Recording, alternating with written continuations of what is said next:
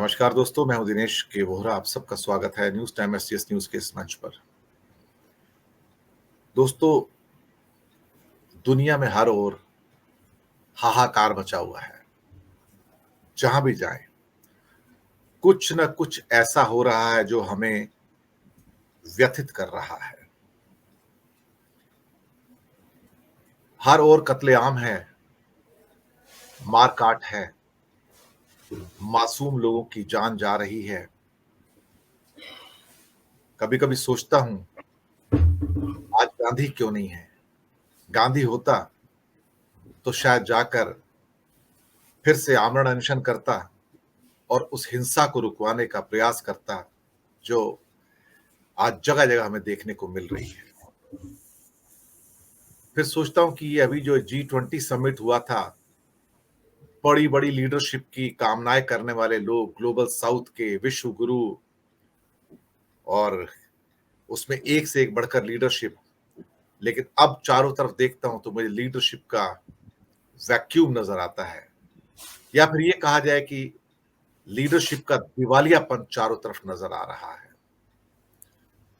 वो सब जो दावे कर रहे थे कि हम ग्लोबल साउथ की लीडरशिप हैं, आज जब दुनिया में इतने सारे संकट हैं और इजराइल में भी, तो अब वो कहीं नजर नहीं आते हैं। अब उनकी वाणी चुप है। कल रात जो हुआ, जो घटना गाजा के हॉस्पिटल में घटी, उसने दुनिया को बदल दिया।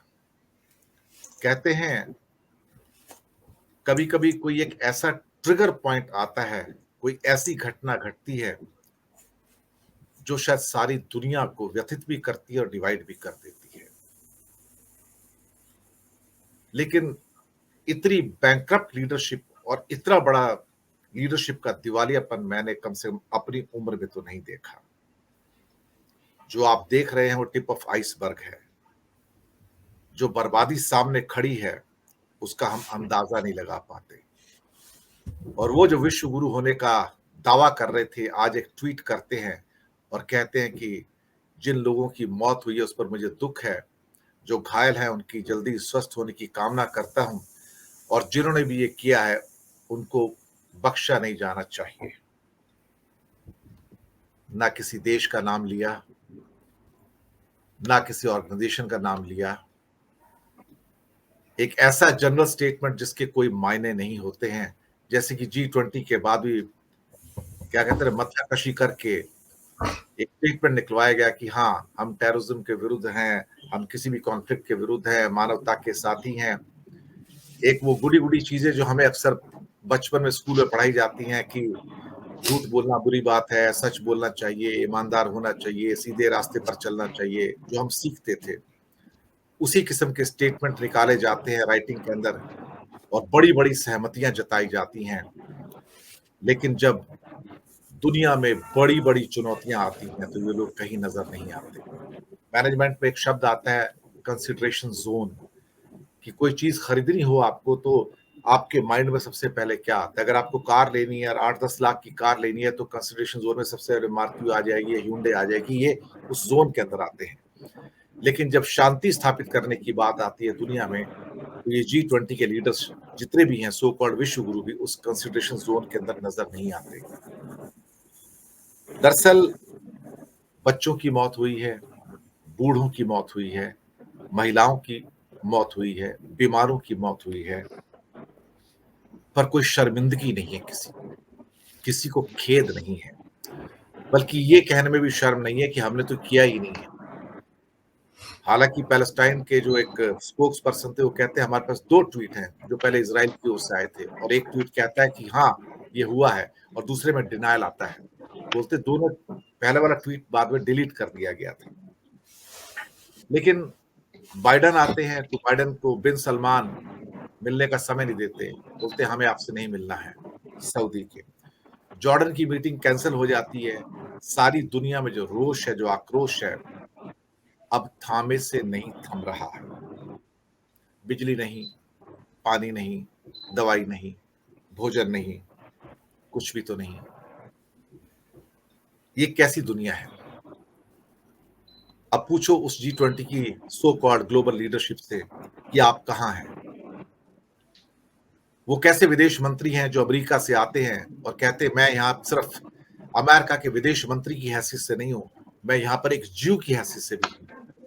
तो लज्जा आती है, शर्म आती है कि आप अपना धर्म बताने आए हैं यहां पर या अमेरिका के विदेश मंत्री का कार्य करने आए हैं। मुझे लगता है कि दुनिया में नई व्यवस्था बन रही है। इस नई व्यवस्था के सूत्रधार जो हैं रूस, चीन, सऊदी और ईरान है। इस नई व्यवस्था के अंदर जो पुरानी व्यवस्थाएं हैं उनको चुनौती दी जा रही है और वो टूट जा रही है। लेकिन सबसे बड़ी चुनौती आज की डेट में किसी भी किस्म की लीडरशिप के लिए है कि किसी की कोई क्रेडिबिलिटी नहीं है, कोई विश्वसनीयता नहीं है।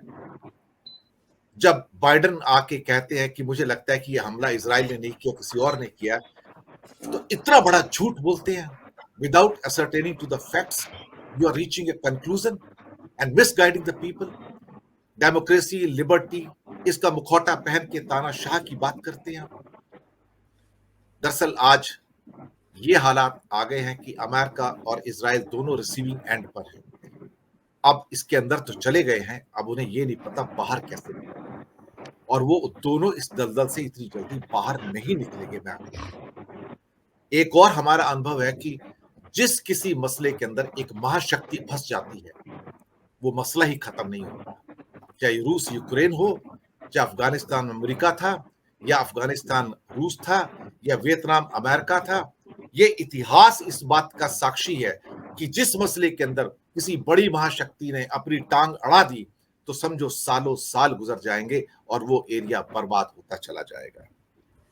यही विषय है।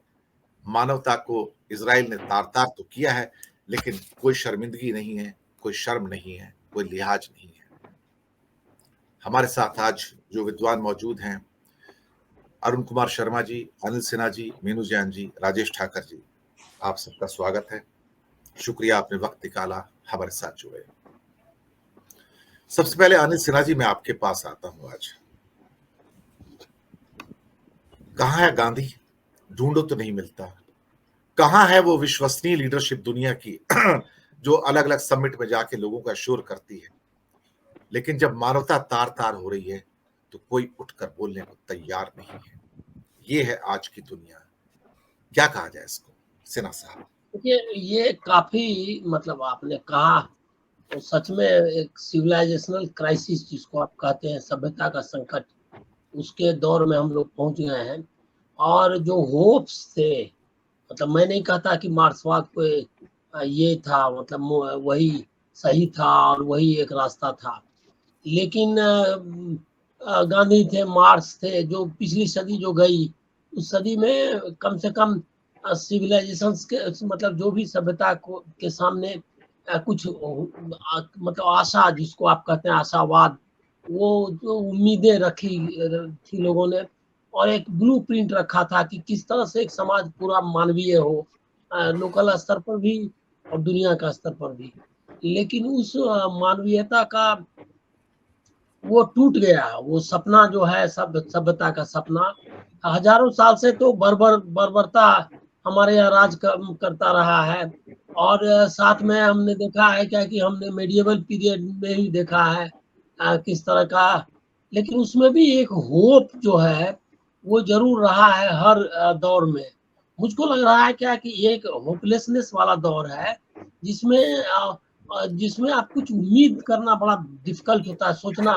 मैं वो सोचता हूँ कि कैसे आप इसको इमेजिन करें कि अब मान लिया जैसे इजराइल है, आपने कहा विश्वसनीयता की बात, विश्वसनीयता ने मतलब एक पोस्ट ट्रुथ का मामला है, उसमें विश्वसनीयता कैसे होगा? झूठ पर ही सब कुछ आधारित है। अब अभी बाइडेन जो है वो क्यों रूस इजराइल गए? अब उसके बारे में मैं देख रहा था अमेरिकी अखबारों वगैरह में या जो जो वेस्ट के अखबारों में, वो इस तरह से जो उसको पोर्ट्रे कर रहे हैं कि जैसे अमेरिका चाहता है कि इजराइल पर इसका बदला लिया जाए, मतलब हमास के खिलाफ बदला लिया जाए, अमेरिका ऐसा चाहता है, लेकिन लिमिटेड वे में। ये क्या लिमिटेड वे होता है? अब आप देख लीजिए लिमिटेड वे का अर्थ क्या है। गाजा हॉस्पिटल पर ही ये कर दिया उन्होंने, और उसका चुप है। पूरा जो दुनिया का समुदाय है वो चुप है, और कोई लीडर, आपने सही कहा, कोई ऐसा नहीं है गांधी या कोई जिसमें ये मोरल करेज हो कि साफ साफ बता सके कि अरे ये तो मानवता का ना संहार है, लेकिन वो उसकी कोई है नहीं।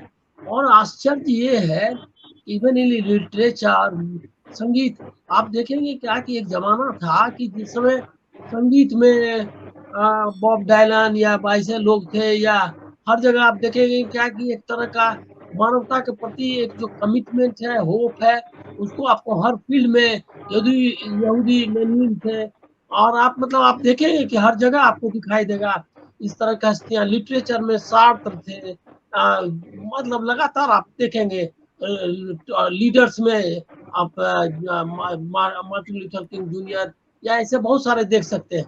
लेकिन आप अब तो कोई दिखाई नहीं देता वर्ल्ड लीडरशिप में, कहाँ क्या है।